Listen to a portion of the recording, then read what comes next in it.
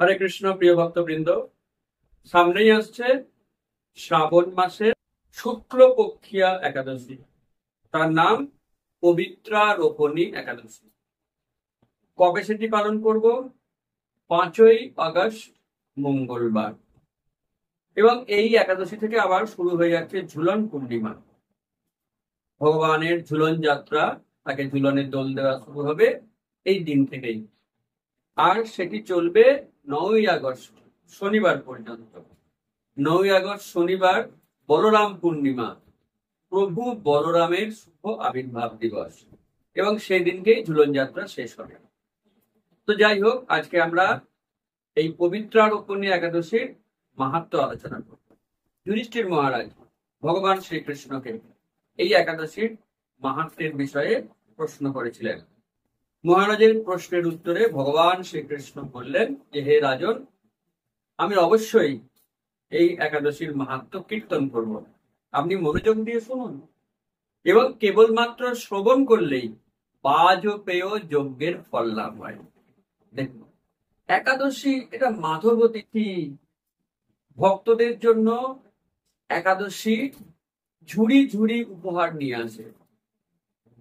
যদি শুধু একাদশীটাও কেউ করে সারা জীবন, তার অশেষ কল্যাণ হবে, পারমার্থিক মঙ্গল হবে, জাগতিক মঙ্গল হবে, সুখ সুবিধা বৃদ্ধি হবে, পাপ ক্ষয় হবে।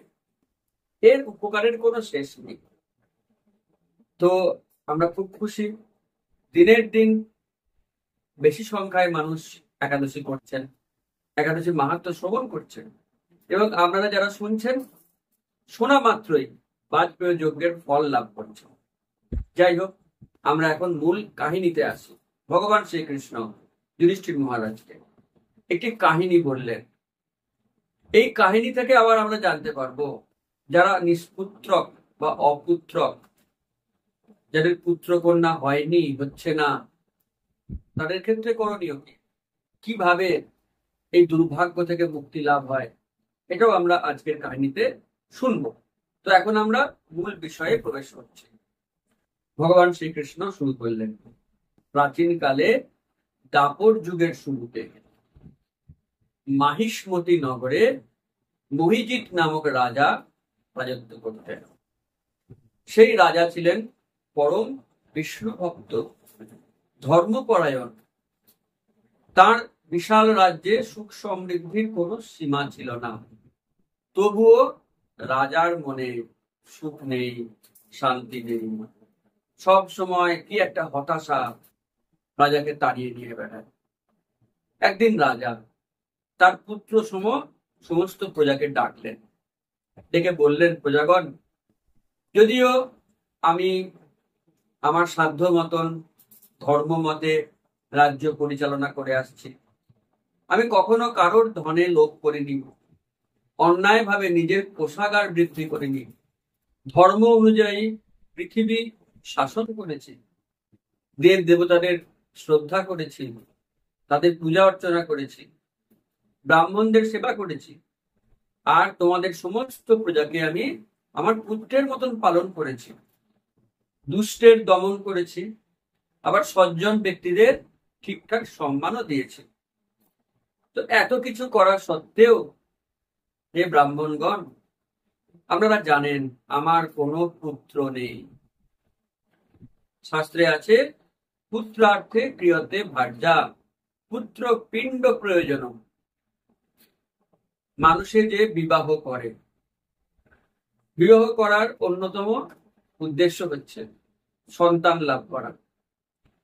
কারণ মৃত্যুর পর সেই সন্তান বা পুত্র সন্তান পিণ্ড দান করে, তার স্বর্গীয় পিতার উদ্দেশ্যে পিণ্ড দান করে, ভগবানের প্রসাদ নিবেদন করে, তার শ্রাদ্ধ শান্তি করে, সংস্কার কার্য করে। এইভাবে যদি তার পিতার কোনো অপরাধ হয়েও থাকে, পাপ কর্ম হয়েও থাকে, পুত্রের কর্তব্য ভগবানের কাছে বিশেষ প্রার্থনা করে, ভালোভাবে শ্রাদ্ধ অনুষ্ঠান করে, পিণ্ড দান করে তার পিতাকে নরক যন্ত্রণা থেকে উদ্ধার করা। পুত নামক নরক থেকে যে উদ্ধার করে, তাই তার নাম পুত্র। রাজার পুত্র নেই, তার পিণ্ডদান কে করবে? তার শ্রাদ্ধ সংস্কার কে করবে? এবং সে যদি নরকে যায়ও, সেই নরক থেকে তাকে উদ্ধার কে? তাই রাজা সমস্ত ব্রাহ্মণদের বললেন যে আমার যেহেতু পুত্র নেই, আমি মহা দুর্ভাবনায় আছি, আমার মনে সুখ নেই, শান্তি নেই। আপনারা দয়া করে অনুসন্ধান করুন কেন আমার এই অবস্থা, আর এর থেকে পরিত্রাণের উপায়টাই বাকি। রাজার আদেশ পেয়ে ব্রাহ্মণগণ বনে প্রবেশ করলেন। বনে কেন না, তখনকার দিনে সমস্ত যারা জ্ঞানী ঋষি মুনি, তারা নগরে থাকতেন না, গ্রামেও থাকতেন না, তারা বনের মধ্যে পর্ণকুটির স্থাপন করে তপস্যা করতেন। কারণ বনটা অনেক নিরিবিলি, মানুষের যাতায়াত কম, সেখানে তপস্যায় মনঃসংযোগ করা সহজ, এবং বনটা হচ্ছে সাত্ত্বিক স্থান। এইসব কারণে তখনকার দিনে সমস্ত জ্ঞানী ঋষি মুনিরা তারা বনে তপস্যা করতেন। আর মানুষ যখন একান্তই কোনো অসুবিধায় পড়তেন, তারা বনে গিয়ে সেই সকল ঋষি মুনির কাছ থেকে পরামর্শ গ্রহণ করতেন। অতএব রাজার আদেশ পেয়ে একদল ব্রাহ্মণ বনে প্রবেশ করতেন। সেখানে তো অনেক ঋষি মুনির অনেক আশ্রম রয়েছে, তারা অনেক আশ্রমকে অতিক্রম করে গেলেন এবং পরিশেষে তারা একজন ঋষির সন্ধান পেলেন বা মুনির সন্ধান পেলেন। তিনি দীর্ঘকাল ধরে সম্পূর্ণ অনাহারে অনিদ্রায় তপস্যা করছেন। তিনি অত্যন্ত দীর্ঘায়ু সম্পন্ন এবং তিনি সর্বজ্ঞ, সর্বশাস্ত্র বিশারদ, ধর্মতত্ত্বজ্ঞ, ত্রিকালদর্শী। সেই মুনির নাম লোমশ মুনি। লোমশ এমন নামকরণের কারণ কি? তার আয়ু এতটাই দীর্ঘ ছিল, ব্রহ্মার একটি করে কল্প অতিক্রান্ত হলে সেই মুনির একটি করে লোম খসে পড়ত। ব্রহ্মার এক কল্প মানে জানেন কতদিন? এক কল্প মানে ব্রহ্মার একদিন, অর্থাৎ 864 কোটি বছর। তাহলে 864 কোটি বছর অতিক্রম করলে লোমশ মুনির একটি লোম খসে পড়ত। চিন্তা করে দেখুন তার আয়ু কতটা, প্রায় অমর। সেই মুনির কাছে গিয়ে ব্রাহ্মণগণ তার অনেক স্তব স্তুতি করলেন, তার মহিমা কীর্তন করলেন এবং বললেন আমাদের কত সৌভাগ্য যে আমরা সাক্ষাৎ লোমশ মুনির কাছে উপস্থিত হয়েছি। লোমশ মুনি উত্তরে বললেন, আপনারা কি কারণে এসেছেন, কেনই বা আমার এত প্রশংসা করছেন? আপনারা কারণটা বলুন, আমি নিশ্চয়ই চেষ্টা করব আপনাদের প্রশ্নের উত্তর দিতে। তখন ব্রাহ্মণগণ একটু সাহস পেলেন, মুনির সামনে কথা বলতে হবে তো, এরকম একজন মুনি ত্রিকালদর্শী, তার অনুমতি ছাড়া তো কিছু বলা যায় না।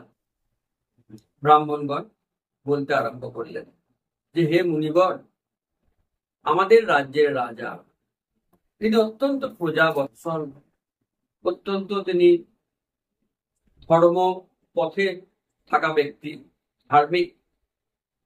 তিনি এক নিষ্ঠার সঙ্গে রাজ্য পালন করেন, কোনো পাপ কর্ম করেন না, অন্যায় কর্ম করেন না, আমাদেরকে পুত্রবৎ পালন করেন, আর আমরাও তাকে পিতার মতো দেখি।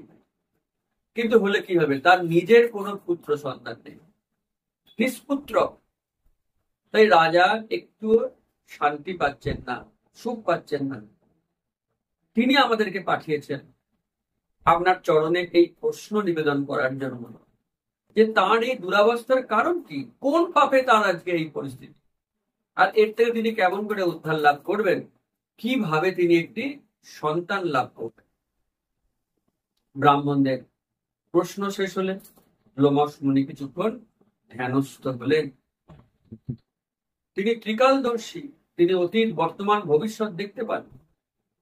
তিনি রাজার অতীত দর্শন করে বললেন, রাজা এই জীবনে সত্যিই কোনো পাপ করেননি, কিন্তু এই জীবনের কর্মফল তো শুধু এই জীবনের কাজ দিয়ে হয় না, আগের জীবনের কর্মের ফলও এই জীবনে ভোগ করতে হয়। রাজা পূর্ব জীবনে এক দরিদ্র বৈশ্য ছিলেন। গ্রাম থেকে গ্রামে, শহর থেকে শহরে গিয়ে তিনি ব্যবসা বাণিজ্য পরিচালনা করতেন। একবার প্রখর গ্রীষ্ম, প্রচন্ড রৌদ্র, বণিক যাচ্ছেন অনেক দূরের কোনো পথে। রাস্তায় তার প্রচন্ড জলপিপাসা পেয়েছে। অনেক খুঁজতে খুঁজতে একটি জলাশয়ের সন্ধান পেলেন। সেই দিনটি ছিল জ্যৈষ্ঠ মাসের শুক্লপক্ষীয় দশমীর দিন, অর্থাৎ একাদশীর ঠিক আগের দিন। যখন সেই বণিক জলাশয়ের কাছে গেলেন, দেখলেন একটি গাভী তার বাছুরকে নিয়ে জল পান করছে। তিনি তাদেরকে তাড়িয়ে দিলেন, তাদেরকে এই জল খাওয়া থেকে বঞ্চিত করিলেন। তাদেরকে তাড়িয়ে দিয়ে নিজে জল খেতে লাগলেন। এটি একটি অপরাধ। সেই অপরাধের কারণে এই জীবনে তার কোনো পুত্র নেই। দেখুন ভক্তগণ, আগের জীবনে একটি গাভীকে জল খেতে না দেওয়ার কারণে এই জীবনে তাকে এত দুঃখ কষ্ট ভোগ করতে হচ্ছে। অতএব এমনটা ভাবার কোনো কারণ নেই যে মানুষের প্রতি অপরাধ করলে আমাদের পাপ হয়, আর বাকি জীব জন্তুগুলো ওরা তো হেলা ফেলা, ওদিকে মারি কাটি খাই, কি যায় আসে? একদমই না। মারা কাটা তো অনেক দূরের কথা, একটা গাভীকে কেবল জল খাওয়া থেকে তাড়িয়ে দেওয়ার কারণে তাকে এই জীবনে এত দুঃখ ভোগ করতে হচ্ছে। তাই সকলকে অনুরোধ করছি, সাবধান হয়ে যান। কারোর প্রতি অন্যায় করবেন না, কারোর প্রতি অত্যাচার করবেন না, কষ্ট দেবেন না। মানুষ তো নয়, জীব জন্তুদেরকেও না। বর্তমানে এত পশু হত্যা হচ্ছে, লক্ষ লক্ষ ছাগলকে মেরে খাচ্ছে, গরুকে মেরে খাচ্ছে, মাছকে মেরে খাচ্ছে, মুরগিকে মেরে খাচ্ছে। প্রত্যেককে এর দাম দিতে হবে, কড়ায় গন্ডায় সুদ সহ এর দাম শোধ করতে হবে। এবং ভগবান যখন মাঝে মাঝে অ্যারেঞ্জমেন্ট করবেন, তিনি একটা ভূমিকম্প, একটা সুনামি অ্যারেঞ্জমেন্ট করবেন, একসঙ্গে লক্ষ লোকের প্রাণ যাবে। তখন আমরা কান্নাকাটি করব, আমি তো কোনো অপরাধ করিনি, আমি কারো কোনো ক্ষতি করিনি, আমার কেন সর্বনাশ হলো? অনেক ক্ষতি আমরা করব, ভুলে যাই এই জীবনেও করেছি, আগের জীবনে তো বটে। তাই আমাদের সাবধান থাকা উচিত। প্রাণী বা মানুষ কারোর উপরে কোনো অত্যাচার করা উচিত নয়, তাহলে কিন্তু আমাদেরকে কঠোর শাস্তি পেতে হবে। লোমস মুনি এই কাহিনী বললেন। তারপরে বললেন তিনি যেমন সেই পাপের কর্মফল এই জীবনে ভোগ করছেন পুত্রহীন হয়ে, আবার তিনি আগের জীবনে পুণ্যকর্ম করেছিলেন, তার জন্য এই জীবনে রাজার আসন পেয়েছেন।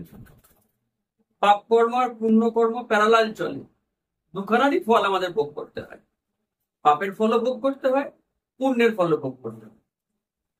তাহলে এখন উপায় কি? ওই পাপ কর্মকে নালিফাই করা যাবে কি করে? ভক্তি দিয়ে করা যায়, একাদশী দিয়ে করা যায়। তাই যখন ব্রাহ্মণরা জিজ্ঞেস করলেন, মুনিবর দয়া করে প্রতিকার বলুন, কেমন করে রাজার দুঃখ দূর হবে?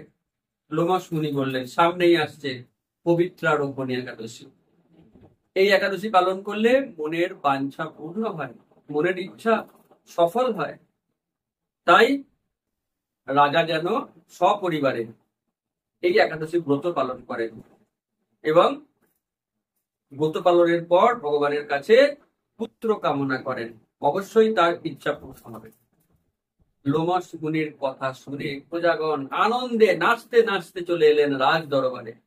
রাজামশাই, রাজামশাই, পেয়ে গেছি, উত্তর পেয়ে গেছি, আর আপনার চিন্তা নেই, আপনার সব দুঃখ দূর হবে, আপনি পুত্র সন্তান লাভ করবেন। রাজাও শুনে তো আনন্দে আত্মহারা। প্রজারা বললেন, চিন্তা নেই, আমরা সকলে মিলে একাদশী পালন করব, গোটা রাজ্যের সবাই মিলে, আর আমাদের প্রত্যেকের পূর্ণ কর্মফল আপনাকে প্রদান করব। এবং তারা তাই করলেন, সবাই মিলে একসাথে একাদশী ব্রত পালন করলেন, হরিবাসরে রাত্রি যাপন করলেন, তার ফলাফল রাজাকে দিলেন। এবং অলৌকিক কাণ্ড, তার পরে পরেই রানী গর্ভবতী হলেন, নির্দিষ্ট সময়ে সুস্থ সবল একটি সন্তানের, পুত্র সন্তানের তিনি জন্ম দিলেন। অতএব ভক্তগণ, যদি আপনাদের মধ্যে এরকম কেউ থাকেন যার সন্তান নেই, তাহলে এই একাদশী ব্রত নিষ্ঠার সঙ্গে পালন করে ভগবানের কাছে প্রার্থনা করতে হবে। তো আপনাদের বা আমার আগের জীবন তো আমরা জানি না, যদি এরকম কোনো বিষয় হয়ে থাকে এই রাজার মতো, তাহলে হতে পারে আমরা একাদশী পালন করার ফলে ভগবান আমাদের প্রার্থনা মঞ্জুর করবেন, আমাদের স্বপ্ন পূরণ হবে। অতএব এই চেষ্টাটা যেন সকলেই করেন, এটা আমাদেরকে মাথায় রাখতে হবে। তো এইভাবে আমরা একাদশীর মাহাত্ম্য শ্রবণ করলাম। এই মাহাত্ম্যটা ভবিষ্যৎ পুরাণে লেখা রয়েছে। এখন আমরা পালনের টাইম টেবিল বলবো। একাদশীর পরের দিন নির্দিষ্ট সময়সীমার মধ্যে কিছু দানা শস্য প্রসাদ খেয়ে পালন করতে হয়। সেই টাইম টেবিল দিয়ে দিচ্ছি, আপনি দেখে নিন আপনার বাড়ির থেকে নিয়ারেস্ট ডিস্টেন্সে কোন স্থানের পালনের টাইম আপনি পাচ্ছেন, সেই টাইমটা আপনি ফলো করবেন। যারা হরিবাসরের হোয়াটসঅ্যাপ গ্রুপে আছেন তাদেরকে লিখতে হবে না, আমরা দশমীর দিন এই চার্ট দিয়ে দেবো। যারা এখনো হরিবাসরের হোয়াটসঅ্যাপ গ্রুপে যুক্ত হননি, তারা অবিলম্বে এই নাম্বারে মিসড কল দিন অথবা হোয়াটসঅ্যাপ করে লিখুন আমি যুক্ত হতে চাই, তাহলে আপনাকে আমরা যুক্ত করে নেবো। আপনি বিনামূল্যে আমাদের সমস্ত ক্লাস করতে পারবেন, শ্রীমদ ভাগবতম ক্লাস, চৈতন্য চরিতামৃত ক্লাস, এবং 2 অগস্ট থেকে আমরা শুরু করছি শ্রীল প্রভুপাদ লীলামৃত ক্লাস, তার সঙ্গে অভয়চরণ ভিডিও সিরিয়াল। এছাড়া কিডস ক্লাস আছে, হরিবাসরে হরিকথা রয়েছে, অনেক অনেক ক্লাস, প্রত্যেকটাই বিনামূল্যে। হরিবাসরে কখনো কোনো টাকা লাগে না, কখনো লাগবেও না। সম্পূর্ণ বিনামূল্যে আপনি ক্লাস করতে পারবেন, কুইজে অংশগ্রহণ করতে পারবেন, যাবতীয় প্রশ্ন করতে পারবেন এবং সার্টিফিকেট লাভ করতে পারবেন। এত কিছু একসাথে পাচ্ছেন। বিনামূল্যে আপনি হোয়াটসঅ্যাপ গ্রুপে যুক্ত করুন, তাহলে আপনি সবকিছু পাবেন। তো আপনারা পুরো ভিডিও শুনলেন, তার জন্য অনেক ধন্যবাদ। অবশ্যই ভালো লাগলে কমেন্ট করে জানাবেন, লাইক করবেন, সকলকে ভিডিওটি শেয়ার করবেন, চ্যানেলটি সাবস্ক্রাইব করবেন। হরে If you catch up Krishna's lotus feet very tightly, then you will not fall down.